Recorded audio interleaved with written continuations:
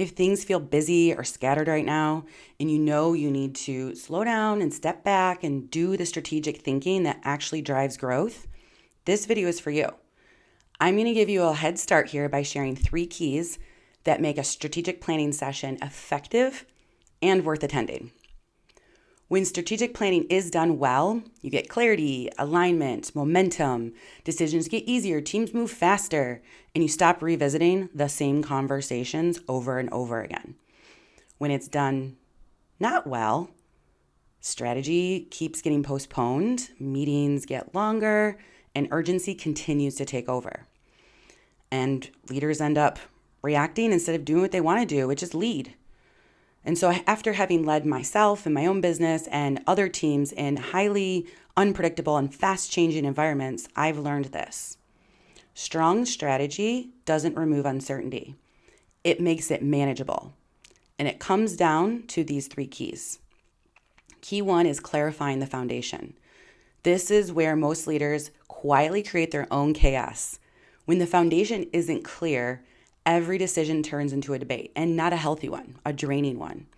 People hesitate, meetings get longer, decisions get revisited, and leaders mistake all that noise for collaboration. But here's the truth. If your foundation were clear, decisions would feel lighter. Not because the work is easy, but because the trade-offs are already made. And so when I say foundation, I'm talking about the basics, you guys. The parts that most teams and leaders skip past. What are we actually building? Why does it matter? And what are we not willing to compromise? If you can't answer those cleanly, you don't have a strategy. I think you have like a collection of opinions or something. I like to think about this like Google Maps, or whatever GPS of your choice is. If you don't know where you are or where you're going and the constraints you're working within, every turn feels uncertain. And that constant recalculating, turn left, turn right. That's what exhaustion looks like in leaders, and it's not the work itself. This is why the vision, the mission, and the values and your purpose, they just can't be fluffy, and they need to be clarified because these are your decision filters. If an initiative doesn't align with the foundation, the answer isn't, let's discuss. It's no, or at least not right now. And yes, that means disappointing people, but you know what? Clarity always disappoints fewer people than ambiguity in the long run. Key 2 is focusing on what actually matters. Most leaders aren't struggling because they lack talent or ambition. Am I right? It's quite the opposite. They struggle because they have too many great ideas and not enough restraint. Ambition without focus doesn't create impact. No, it creates dilution. And here's the move, I guess, that almost everyone resists. And I encourage you to do this, okay?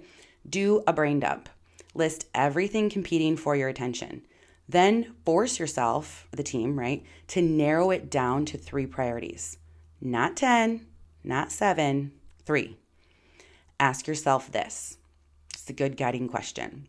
If everything else stayed exactly the same, where would improvement have the greatest impact? That will get you to narrow that list down really quick. Now, also, don't underestimate the cost of distraction. Focus isn't just about choosing what to pursue. It's about having the courage to say no, even to good ideas.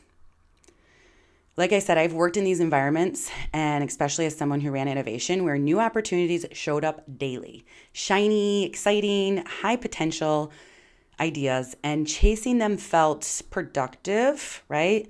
But then we realized nothing was actually moving. It is your job as a leader to protect capacity of your team.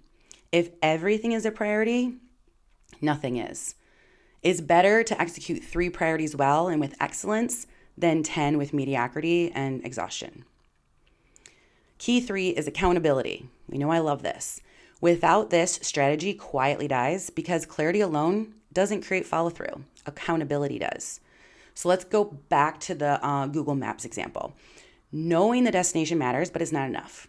You still need a route, checkpoints, and visibility to know whether you're on track or not. And that is what accountability provides. Here's the chain to remember. Follow through comes from accountability. Accountability comes from ownership. And ownership only works when what needs to happen is clear. You might want to pause this or rewatch it or write it down somewhere. It is something you can keep in mind, and that chain to keep in your mind as you're working through your strategy planning. Here is what I see that high-performing teams do consistently, okay? With all the people I've worked with and the teams I've been on. High performers, first, leaders define the what, and then they engage the team to shape the how. That's where commitment starts. And second, accountability shifts from boss-based or leader-based to peer-based. When the right people are in the room and heard, the environment moves from compliance to personal ownership. And that gets really sticky if the peers are holding each other accountable to what they said they would do. And third, progress is visible. Not through complex spreadsheets no one looks at. That's like for the coach or the leader, but through a few simple measures that show whether the team is winning or not.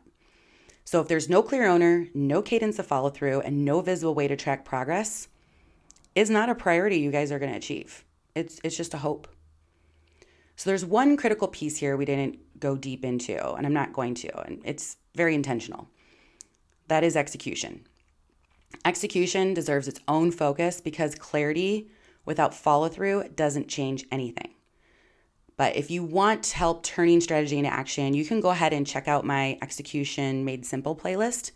It's linked in the description below. Feel free to check it out. And if things are feeling really noisy and scattered or very reactive for you right now, just pause, okay? You can keep firefighting and call it leadership, or you can slow down just long enough to decide what actually deserves your and your team's energy. And keep in mind, strategy doesn't remove uncertainty, right? And I said this in the beginning. It removes excuses. So get clear, then move. I think you got this. And if you want support, again, in getting your strategy in line or to be more effective, you can feel free to reach out and schedule time with me. That link is also in the description below. I help leaders stop reacting and start leading on purpose.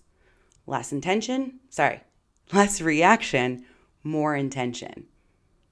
Feel free to subscribe, get more insights. You can go ahead and hit the button over there. All right, you got this.